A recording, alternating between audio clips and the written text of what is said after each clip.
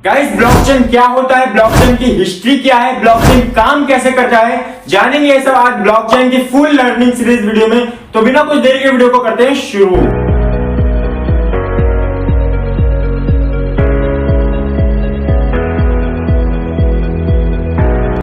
नमस्कार साथियों, मेरा नाम है मोहित कुमार। स्वागत है आप सभी का आज के इस वीडियो में। तो गाइस, सबसे पहले हम समझ लेते हैं कि ब्लॉकचेन होता क्या है। देखिए, मैं आपको एक एग्जांपल देता हूं। मान लीजिए आपने कोई ट्रांजैक्शन करी, अब उस ट्रांजैक्शन का कोई रिकॉर्ड होगा। अब वो डाटा पूरी तरीके से सेंट्रलाइज है। सेंट्रलाइज का मतलब उसका एडमिन उस डाटा को चेंज कर सकता है, उस डाटा को रिमूव कर सकता है, और उसकी अथॉरिटी सिंगल पर्टिकुलर पर्सन के पास होती है, ना कि सबके पास हो। हम लोगों को एक ऐसे टेक्नोलॉजी की जरूरत है जो कि डिसेंट्रलाइज हो, जो कि 100% सिक्योर्ड हो, 100% डिसेंट्रलाइज हो और 100% डिजिटली रूप में काम करे।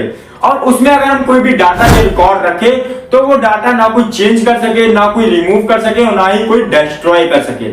तो ऐसी टेक्नोलॉजी का क्या नाम है? ऐसी टेक्नोलॉजी का नाम है ब्लॉकचेन टेक्नोलॉजी। जी हाँ guys, blockchain technology. Blockchain technology एक ऐसी टेक्नोलॉजी है, अगर आप इसके अंदर कोई भी डाटा या रिकॉर्ड रखते हैं तो इस डाटा या रिकॉर्ड को कोई ना चेंज कर पाएगा, ना ही कोई इसको रिमूव कर पाएगा, ना ही कोई इसको डिस्ट्रॉय कर पाएगा। सबसे पहले समझ लेते हैं। देखिए, ब्लॉकचेन की जो रिसर्च हुई थी, हिस्ट्री समझ रहे हैं, ब्लॉकचेन की जो रिसर्च हुई थी वो 1991 में, यानी ब्लॉकचेन को बनाने के बारे में सोचा गया था, रिसर्च चल रही थी। तो 1991 में रिसर्च जो है ब्लॉकचेन की चालू हो गई थी। अब ब्लॉकचेन जो है पर्टिकुलरली हमारे बीच कब आया? 1998 में हमारे बीच में ब्लॉकचेन आ चुका था। 1998 में जब ब्लॉकचेन आया तब उस टाइम पीरियड में ब्लॉकचेन इतना पॉपुलराइज नहीं था, क्योंकि उसका यूज करना कोई जानता नहीं था, उसको टेक्नोलॉजी के बारे में बिल्कुल भी नॉलेज नहीं होती थी। 1998 के बाद 2009 में सतोशी नाकामोटो नाम के व्यक्ति ने बिटकॉइन लॉन्च किया।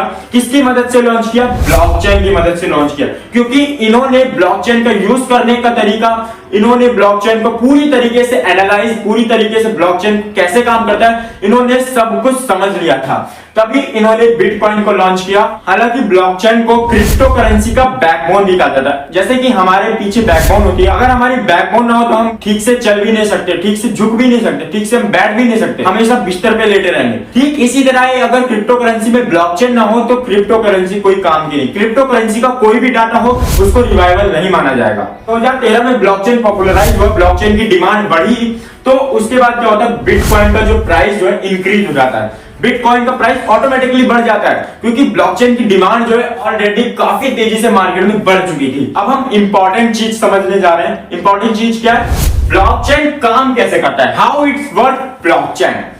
देखिए, इसको बिल्कुल ध्यान से समझना, पूरा समझना, क्योंकि ये जो ब्लॉक समझाऊंगा इसको समझने के लिए आपको बहुत जरूरी है। देखिए, ब्लॉकचेन काम कैसे करता है। देखिए, मान लीजिए आपने कोई भी डाटा ब्लॉकचेन के अंदर रिकॉर्ड करा।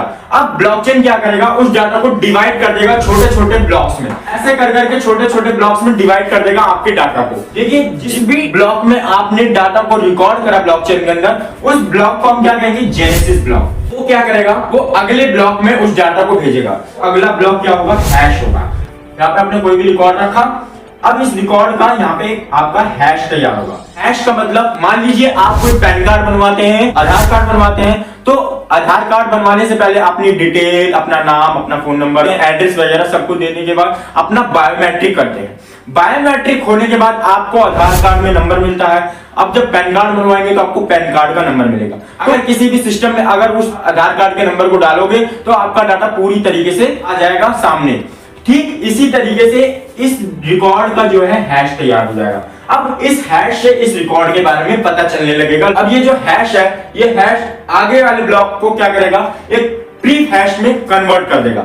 इसको क्या कहेंगे? अगले वाले ब्लॉक को प्री हैश कहेंगे। ये सिक्योर क्यों है और इसको हैक क्यों नहीं करा जा सकता? देखिए, आपने रिकॉर्ड रखा, यहाँ पे हैश बना, अब ये हैश के बाद प्री हैश बना, प्री हैश बन गया। मान लीजिए आपने चेंज करा इस डाटा को, तो ये जो हैश है, ये हैश जो है पिछले वाले रिकॉर्ड का हैश बना था। पिछले वाला रिकॉर्ड यानी कि जो आपने पहले डिटेल भरी थी उसका रिकॉर्ड का हैश बना था। अब आपने उस डाटा को चेंज कर दिया, उस रिकॉर्ड को चेंज कर दिया, तो ये आगे वाला जो है ब्लॉक इनवैलिड हो जाएगा। और जब ये इनवैलिड हो गया तो ये इनवैलिड हो जाएगा, और जब ये इनवैलिड हो गया तो ये इनवैलिड हो जाएगा, ये इनवैलिड हो गई तो ये इनवैलिड हो जाएगा। ऐसे ही होकर के सारे इनवैलिड होते चले जाएंगे। अब कोई हैकर अगर हैकिंग करने के लिए बैठेगा तो कौन कौन से ब्लॉक को हैक करेगा, इसको हैक करेगा या इसको हैक करेगा, लेकिन उसको रिकॉर्ड के बारे में बिल्कुल भी नहीं पता चल पाएगा। हैकर 100 कंप्यूटर भी लगा के बैठेगा ना तो भी वो इस ब्लॉकचेन के डाटा को हैक कर ही नहीं सकता। अब ब्लॉकचेन में सिर्फ क्रिप्टो करेंसी का काम नहीं होता, ब्लॉकचेन में सारे काम होते हैं। ब्लॉकचेन में कोई भी डाटा, कोई भी रिकॉर्ड रखा जा सकता है। इन द सेंस जैसे कि हॉस्पिटैलिटी में जो भी डाटा रखा जाता है वो सारा का सारा ब्लॉकचेन में रखा जाता है। और तो और बड़ी बड़ी कंपनीज ब्लॉकचेन का यूज करती हैं ताकि उस डाटा को चेंज ना किया जा सके, उस डाटा को कोई रिमूव ना कर सके। देखिए, अगर आप ब्लॉकचेन में कोई भी रिकॉर्ड रख देंगे, उस डाटा को ना कोई चेंज कर सकेगा ना ही कोई रिमूव कर सकेगा। तो गाइस, इस वीडियो के अंदर हमने पूरी ब्लॉकचेन की लर्निंग सीरीज को समझा। आई होप गाइस आपको ये इंफॉर्मेटिव वीडियो काफी पसंद आई होगी। अगर ये वीडियो पसंद आई तो वीडियो को लाइक कर देना और हो सके तो वीडियो को ज्यादा से ज्यादा शेयर कर देना। तो चलिए गाइस, मिलते हैं नेक्स्ट वीडियो में, तब तक के लिए जय हिंद।